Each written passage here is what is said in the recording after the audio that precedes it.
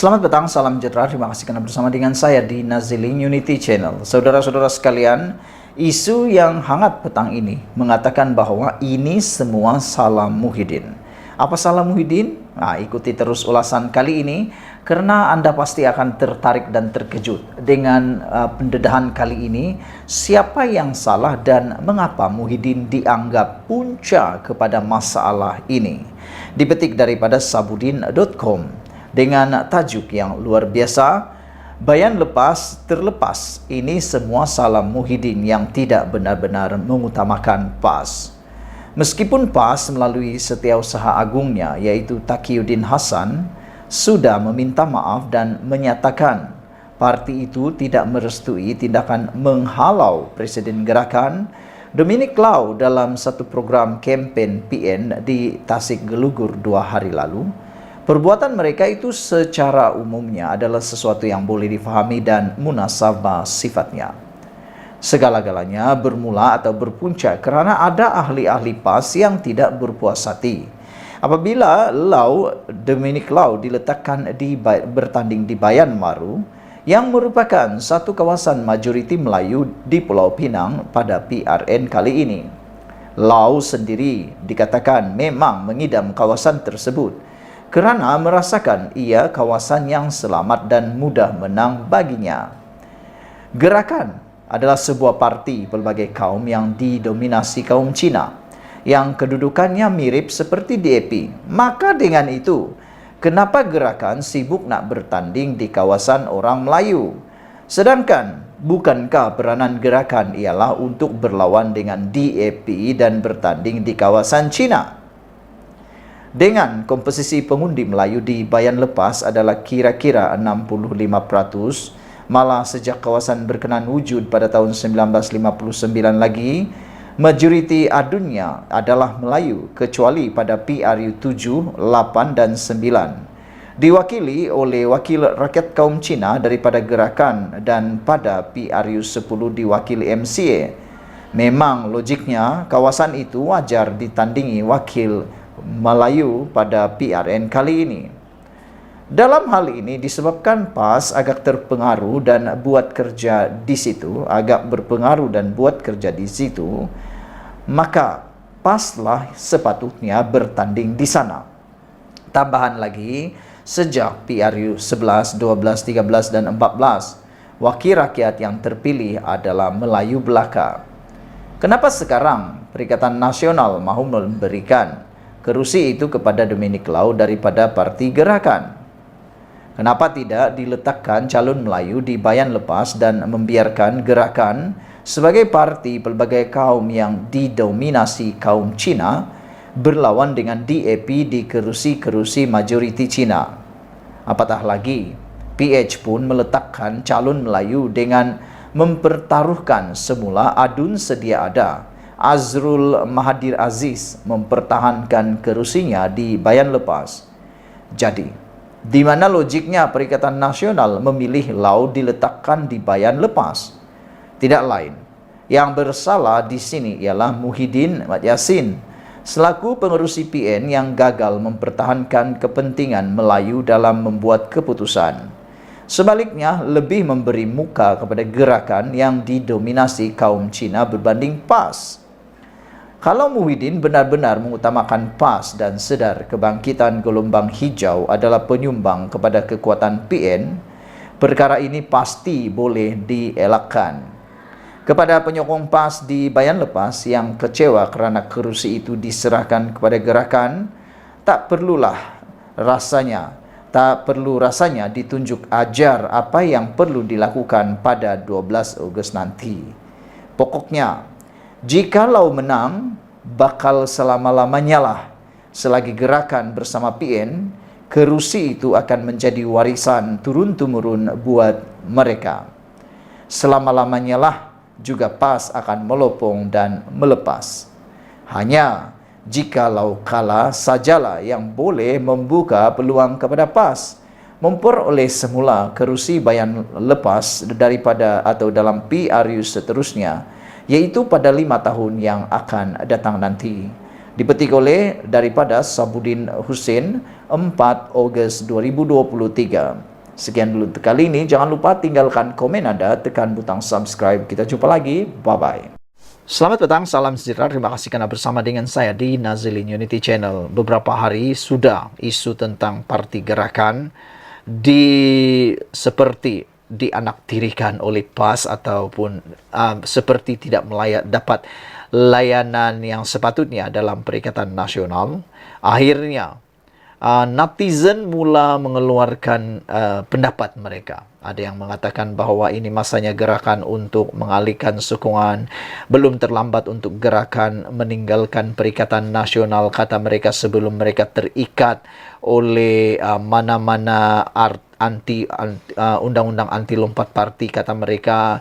Dan ada juga yang mengatakan lebih ekstrim pendapat dan juga cadangan mereka ialah supaya parti gerakan cepat-cepat pindah kepada kerajaan perpaduan. Karena kata mereka, tiada isu kalau mereka pindah dalam kerajaan perpaduan, sebab nanti mereka tidak akan kena undang-undang anti lompat parti, kata mereka lagi. Dan paling baguslah kalau mereka keluar daripada Perikatan Nasional dan menjadi parti independen, kata mereka. Karena sekarang ini, selepas ada satu berita yang kita baru bacakan tadi, PAS Pulau Pinang minta Dominic Lau bawa jentera sendiri ke Bayan Lepas.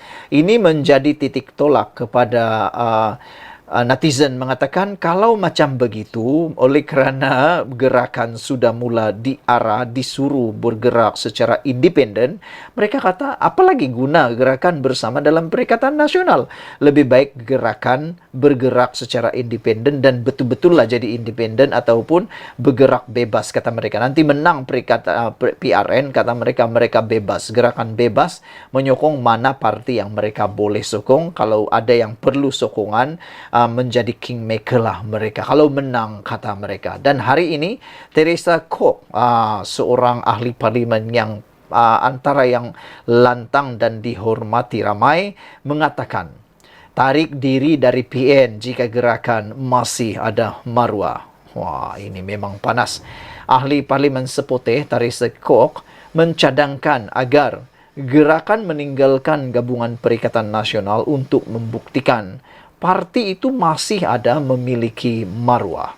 Gesaan itu dibuat selepas kemelut yang terus membelenggu parti terbabit bersama rakan mereka dalam Perikatan Nasional, yaitu PAS, sehingga membawa kepada insiden Dominic Lau diusir dari majlis ceramah di Tasik Gelugur baru-baru ini. Selama bertahun-tahun saya dalam politik, kata Teresa, saya sangka saya sudah melihat semuanya. Sehinggalah saya menyaksikan insiden yang sukar untuk dipercayai, yaitu sikap dingin setiausaha PAS Pulau Pinang Zuri Ibrahim terhadap Lau, katanya. Kok turut meluahkan rasa tidak percayanya apabila Lau sendiri menafikan dia dihalau oleh Zuri semasa majlis yang melibatkan Presiden PAS Abdul Hadi Awang itu berlangsung. Sekarang Lau berkata dia telah menerima permohonan maaf PAS dan meminta semua orang untuk melupakannya, kata pemimpin DAP itu dalam kenyataan hari ini. Kok juga menegaskan permohonan maaf PAS kepada Lau sebenarnya bukan datang daripada Zuri yang terlibat secara langsung dalam insiden tersebut. Sebaliknya hanya dibuat Setiausaha Agung PAS Taqiyuddin Hasan. Menurut Kok, sepanjang tempo terlibat dalam politik, belum pernah lagi dia melihat seorang presiden parti dihina dan diperleke sebegitu rupa. Pengundi mengharapkan pemimpin yang berani dan berprinsip, bukan seorang pengampu terutama kepada parti ekstremis seperti PAS, kata mereka. Lau, penghinaan sebegini terhadap kamu adalah penghinaan kepada semua ahli gerakan. Dan permohonan maaf tidak ikhlas ini, half-baked apology, adalah sama dengan tidak meminta maaf, kata Teresa. Gerakan harus meninggalkan PN jika masih ada maruah, kata beliau lagi. Berdasarkan kenyataan pengerusi gerakan Tanjung, Heng Kong Leng, sudah 2 kali PAS memohon maaf kepada gerakan berhubung insiden yang sama, termasuk satu daripadanya secara dalaman. Untuk rekod, Zuri yang dihubungi Malaysia Kini semalam enggan memberikan komen berhubung insiden berkenaan serta arahan PAS Pusat agar ahli parti itu di Pulau Pinang membantu Lau. No comment, tak ada komen, katanya ringkas kepada Malaysia Kini melalui pesanan WhatsApp.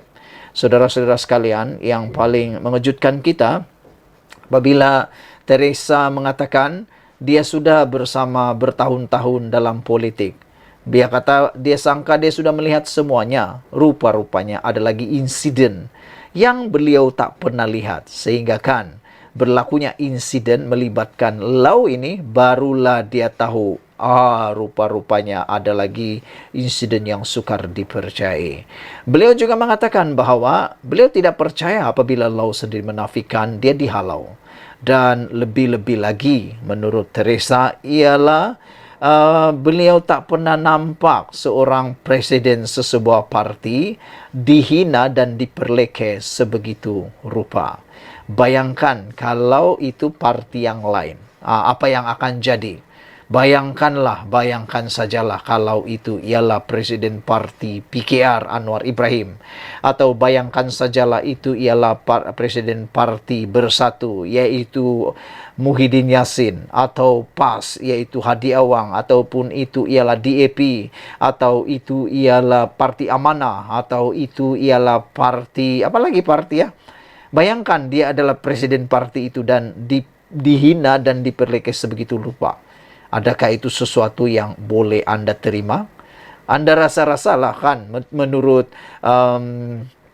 Teresa Kok, pengundi mengharapkan pemimpin yang berani dan berprinsip, bukan seorang pengampu terutama pada parti ekstremis seperti PAS. Beliau juga menegaskan bahwa insiden itu sebenarnya bukan sekadar memberikan kesan kepada Presiden Parti Gerakan semata-mata, tetapi juga, kata Teresa, penghinaan sebegini adalah penghinaan kepada semua ahli gerakan. Dan permohonan maaf yang tidak ikhlas ini adalah sama dengan tidak meminta maaf, kata Teresa lagi. Oleh sebab itu, kata Teresa, gerakan harus meninggalkan PN jika masih ada maruah. Jadi apa pendapat kamu semua tentang gesaan daripada Teresa ini? Adakah betul Perikatan Nasional harus meninggalkan gabungan Perikatan Nasional?